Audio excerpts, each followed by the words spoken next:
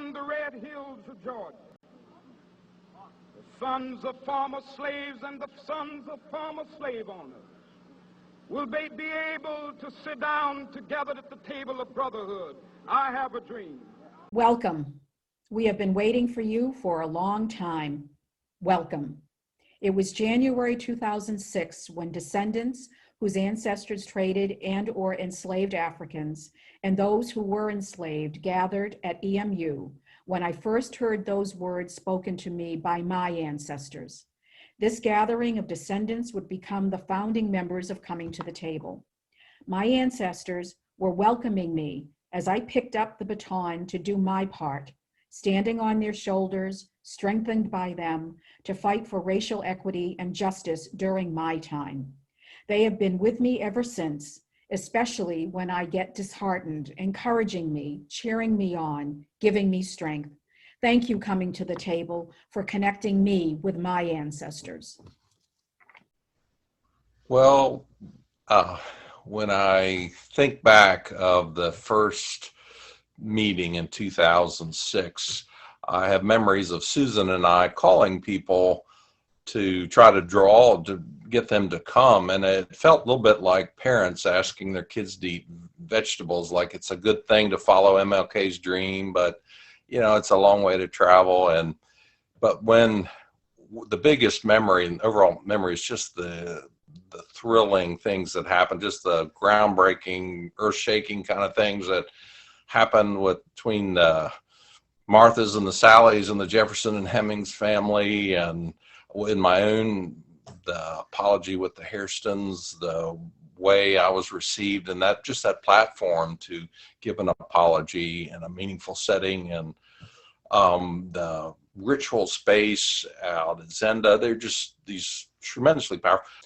The 2008 class was, I remember one thing in that you just went around, by the time everybody had done their little introductions and told their background stories, the space had been transformed into this community of trust and this sort of excitement about the path towards justice that was going to happen, and it just built stronger and stronger. So that was really a giant step forward for the Coming to the Table as a movement. Coming to the first meeting for Coming to the Table, I had no idea what to expect. I had no idea who was actually going to show up at the table. And so it was good to see like different people of different backgrounds, both from descendants of slaves and from descendants of slave owners, coming to the table and being willing to talk about an ugly part of American history. And I'm so excited to see how healing Coming to the Table has been. So many people were hurting, and we a lot of times only focus on the pain and the anger, but people are being healed through Coming to the Table. And I'm so happy that Coming to the Table continues to grow that around the world, where we just started with just a few of us in a room, and Eastern Mennonite University has now grown around the world, I dare to say, because even when my co-author Jane and I are out speaking about it, and speaking about our book, we bring up Coming to the Table. When I'm on different nationally syndicated shows, I bring up Coming to the Table and talk to people, and people are so excited to hear that some organization is out there doing the necessary work that this country needs. We need healing in this country more than ever. And so I'm glad Coming to the Table is there to offer that outlet for people to heal. And it is work. It's not something, just like marriage is work, any relationship that you want to have requires work. It's not just a conversation, but everything always starts with a conversation. It starts with communication. It starts with the willingness to allow yourself to be vulnerable, and the willingness to listen to somebody else and hear their side of the story. And what first came to me was the morning before everyone started gathering. And David Hooker and I were there in the room, setting up, moving chairs and tables. And I just remember how kind of electric it felt.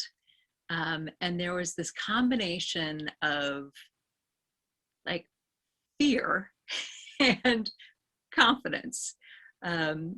Confidence in the process and everything that had happened so far, and the anchors that we had put in place for our time together, that was able to sort of buffer the fear, because, you know, part of me was going, holy crap, you know, what are we about to get into?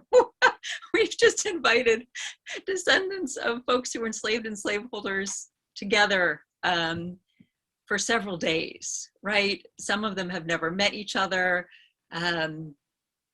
You know, we have no idea what's going to happen, right? And this could get kind of crazy. I think integrating ritual, all of us getting together at Zenda, was really powerful as we honored our ancestors, and just the place of Zenda, right? Al Jenkins was with us, and he's the person that learned about Zenda, and it, you know, it was completely forgotten, in disrepair. He and his wife bought it, they brought it back to life.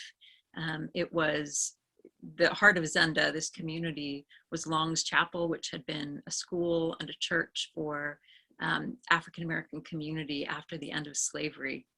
And having such a significant, I think, place to come together and help us all get into the spirit of land and place and significance. I think that really stood out. There are just so many things about the process and the space that we collectively created during that weekend that I think was really foundational in my own understanding of what does it take to create a space to deal with really hard things and invite healing. And I think it wove together some significant aspects that created a foundation for what coming to the table would be. My involvement with coming to the table made me more comfortable speaking up in public, as opposed to maintaining a behind the scenes role, which is what I've always been most comfortable doing. I never wanted to be in the front row. I wanted to be in one of the farther back rows, making a difference and having an impact. Coming to the table, I found myself taking that front row stance more often in public venues in my local community and at the workplace. I worked for the state. I became active in city government. They accepted my input and asked for my continued involvement and feedback. And while I may not be able to change everybody or impact a whole lot of people, as long as we can impact a few, who can impact a few more, who can impact a few more, it's comparable to throwing that pebble into the stream and seeing it ripple out. So the first thing I thought about was the first gathering that we had in January 2006 at EMU, and remembering there were a number of my family members there. And then I started thinking about what had come before that. Look at the sequence of choices and all that they have led to. So I thought, what if Will and Waller had not accepted the invitation from the Black Hairston family to come to their reunion? But they did, they made that choice. And what if Susan and I had not looked at our white relatives behaving shamefully on the front page of the New York Times about whether or not we were related to people descended from the enslaved community. If I hadn't looked at that and said, this is a disgrace, I can't let this go on, I need to go get involved. So off I went. And I don't know if Susan's thought process was similar, but she showed up at the same family meeting that I was at, and we met all these linked descendants, all these people that we never knew before. And then we made the choice among just a handful of us, but including Susan and David Works, that never again would we exclude anybody of color, and particularly anybody of color to whom we're related, from anything we did together as a family or a clan. And that promise has continued since, so that's 20 years ago. And then Susan and I had both read Henry Weincheck's book about the Hairstons, and we'd each made that choice completely apart from anything else.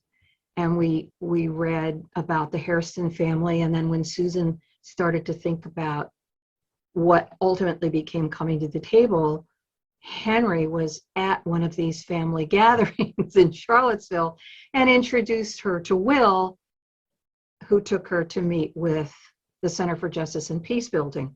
So, just thinking about people making choices, people coming together. But now I can look back and see step by step by step all these choices that we all made and connections we made that have us now with 5,500 persons strong coming to the table. My name is Harold Fields, and I'm one of the persons who was at Eastern Mennonite University at the very first Coming to the Table meeting, and I had the privilege of serving on the board, founding board, and being involved with helping to shape the institution that is now spreading throughout the country.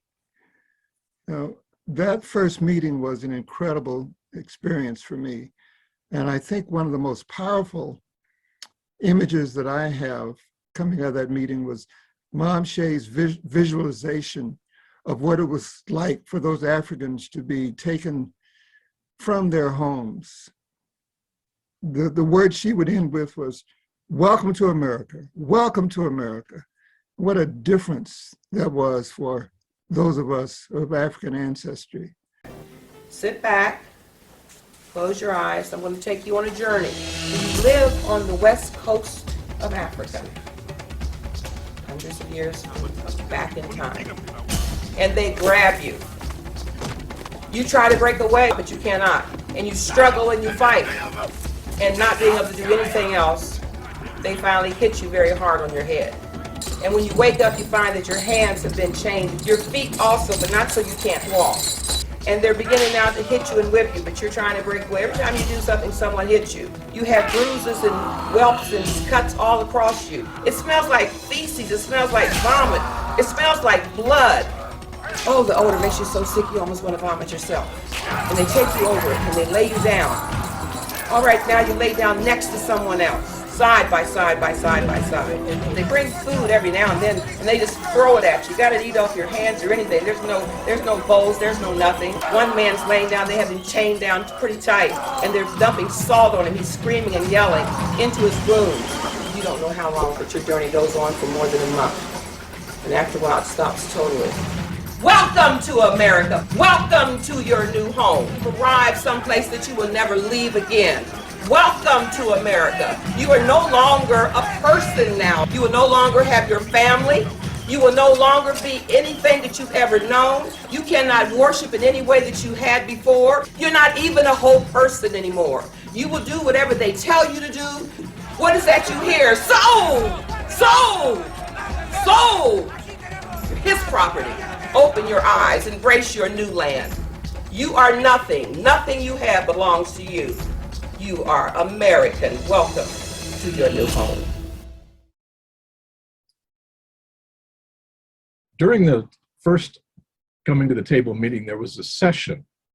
And honestly, I can't remember anymore who led it, but they were talking about historical trauma and what trauma looks like in regards to slavery and how we might overcome our own issues with slavery and with trauma, and how that trauma can be passed down from generation to generation. And I thought it was pretty interesting. I don't recall ever feeling like I'd ever been traumatized, but in order to get along with our cousins, and generally it seemed like a good thing to take under. Well, who knew? A little over a year later, we're coming out of church in Colorado Springs, and a young man opens fire on us with an AR-15. At the end of the day, two of my daughters, oldest Stephanie and middle Rachel, are dead out of 4.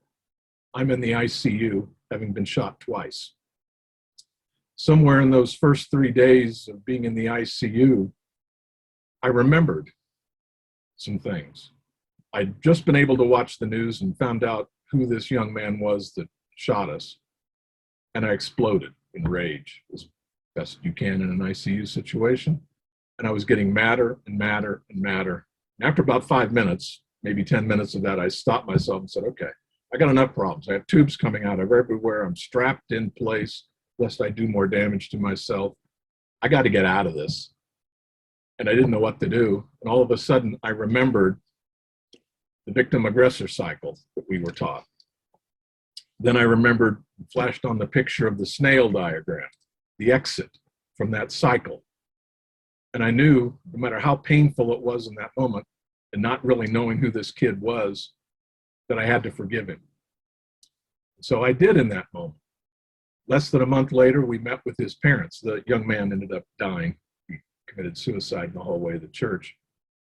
We met with his parents, and to this day, 13 and a half years later, we're still friends. So this story of forgiveness can make all the difference in the world, and I owe all of that to coming to the table. At the end of the very first coming to the table meeting in 2006, Will Hairston asked his Black Hairston cousins to join him in the front of the room. He read a profound and sincere apology to them, apologizing for what his slave-owning ancestors had done to their ancestors. Nothing could have more clearly summarized our dreams about what coming to the table might become. January 26, 2006, I was privileged to be in Harrisonburg, Virginia, at Eastern Mennonite University for the initial Coming to the Table project, where descendants of the enslaved and the descendants of their enslavers, which were blood-related cousins, came together to sit at the table of peace and to record what went on at that meeting and to exchange, among other things, greetings and hugs and a commitment to going forward. The event, among multiple events that happened during that 3 days, that impressed me the most was an apology given by European American enslaver descendant Will Harrison to his African American cousin descendants of the enslaved. That was by far the most powerful moment for me. I am not sure if you want or need an apology, but I know I need to give one. I apologize and ask your forgiveness for my ancestors' involvement in slavery that deprived your ancestors of their liberty, for the emotional, spiritual, economic, and physical pain that has come to you and your family through my family's involvement in slavery and exploitation. I cannot change the past, but I do offer myself to help make a better future for you and our wider family. I thank you for letting me come into your life close enough to give you this apology. Thank you coming to the table with me.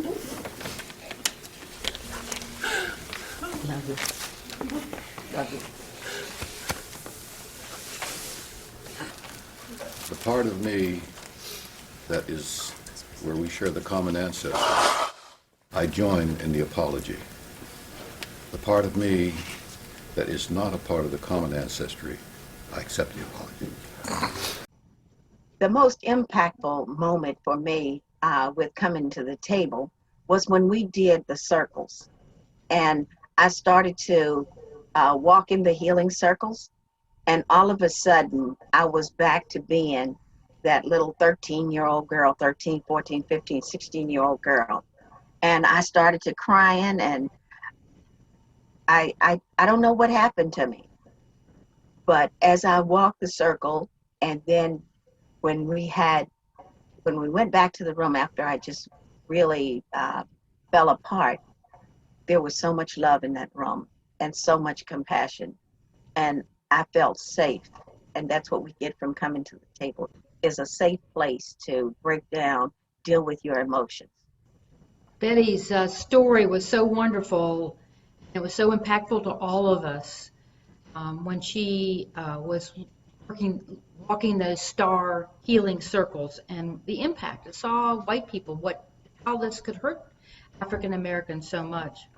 And this whole experience, starting with that, had a lot of impact on my life over the years. First started out with just seeing people, once a year, but gradually we started having national gatherings and local groups, and suddenly I live and breathe coming to the table. Coming to the table has so much meaning for me, a meaning for the people I encounter, and I think has given me something to live for as I get older, a cause, because I think it's one that's really important for our nation. The impact of coming to the table has led me to want to not only live Dr. Martin Luther King's dream, but also to create the beloved community. And that's a society founded on justice, equality, reconciliation, and love for all. I'm inspired by Betty and her educating me about Dr. King's beloved community.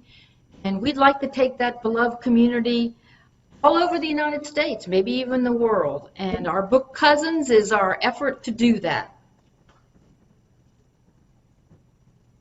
It was counterintuitive for me to think that connecting with a slaveholder or a person like Tom DeWolf, whose family were the largest slave traders in American history, I didn't think that that would be productive.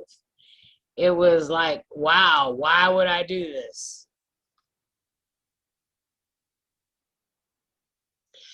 I was proven wrong as I progressed with our work when I met Tom at Coming to the Table, and learned about the model for healing from historical harm, and we began an amazing friendship.